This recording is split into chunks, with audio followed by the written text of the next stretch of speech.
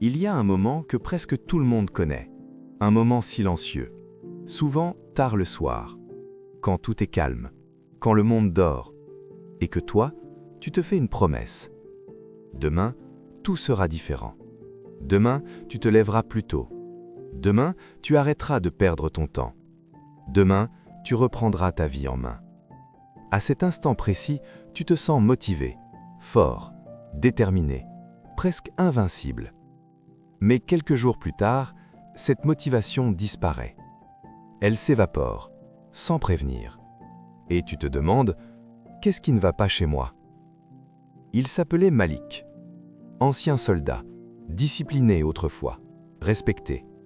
Dans une autre vie, Malik se levait avant l'aube. Il obéissait à des règles strictes.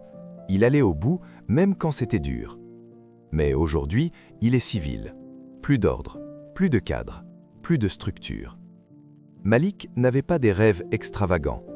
Il voulait juste retrouver une discipline, construire une routine, avancer dans sa vie au lieu de la regarder passer. Il n'était pas paresseux, il y pensait souvent.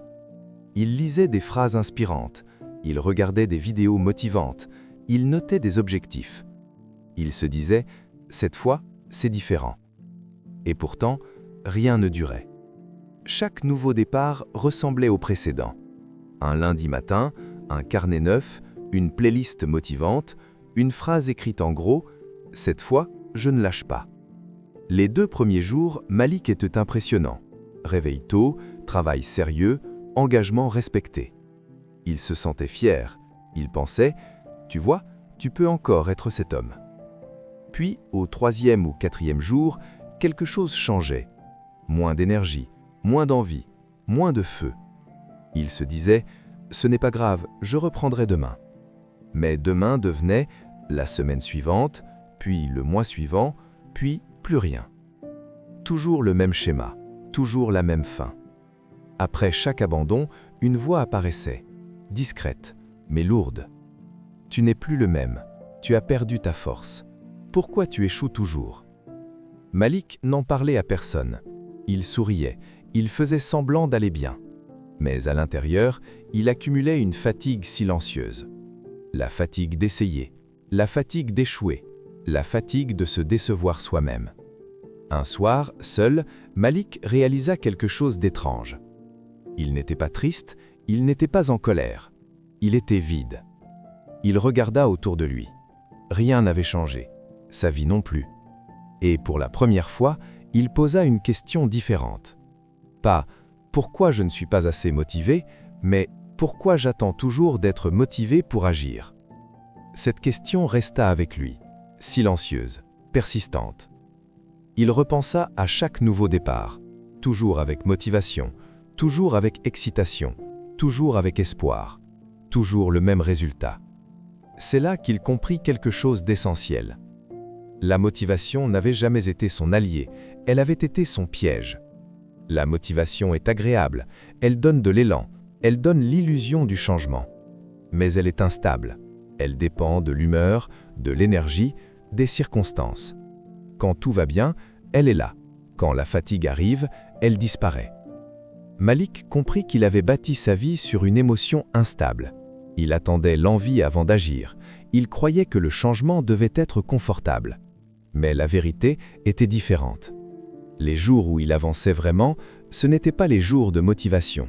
C'étaient les jours où il agissait sans envie. Cette prise de conscience ne fut pas spectaculaire. Pas d'euphorie, pas de choc, juste du calme. Malik comprit qu'il n'était pas faible, il n'était pas brisé. Il suivait juste une mauvaise règle. Il avait cru que la motivation devait venir avant l'action, alors que souvent, c'est l'action qui crée la motivation. Le lendemain, rien d'extraordinaire. Pas d'énergie exceptionnelle, pas d'envie. Mais cette fois, il n'attendit pas. Il fit une chose simple, une seule. Pas par envie, mais par décision. Ce jour-là, quelque chose changea. Pas dans ses résultats, mais dans sa relation avec lui-même. Il arrêta de négocier avec ses émotions. Il arrêta de se demander comment il se sentait.